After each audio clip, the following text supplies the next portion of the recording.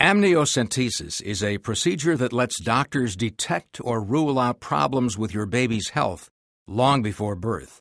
In the uterus, your baby is surrounded by amniotic fluid that provides protection and nourishment. Floating in the fluid are cells from your baby, providing doctors with genetic material for testing.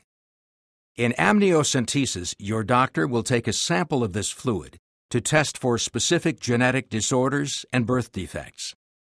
Amniocentesis is usually done in the second trimester of pregnancy, at 15 to 18 weeks.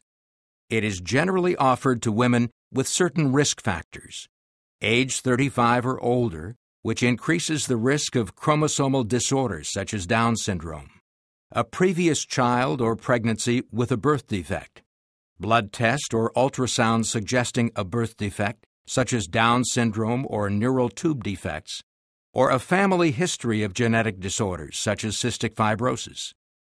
Amniocentesis may also be done in the third trimester for these reasons: to determine if the baby's lungs are mature enough should early delivery become necessary, to diagnose a uterine infection, or to check for anemia in a baby with Rh incompatibility. To begin your procedure, your doctor will use ultrasound to create an image of the fetus and nearby structures on a computer screen.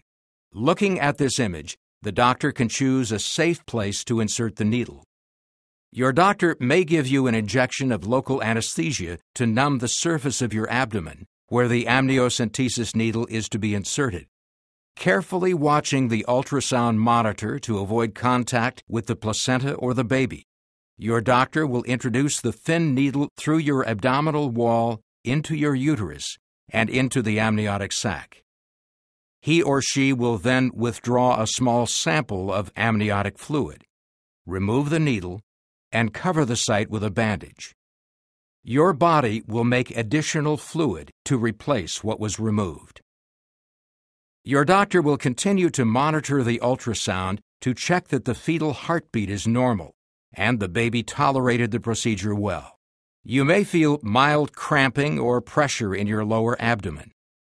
For about 24 hours after your procedure, you will be advised to avoid physical stress, such as vigorous exercise, lifting, prolonged standing, and sexual activity.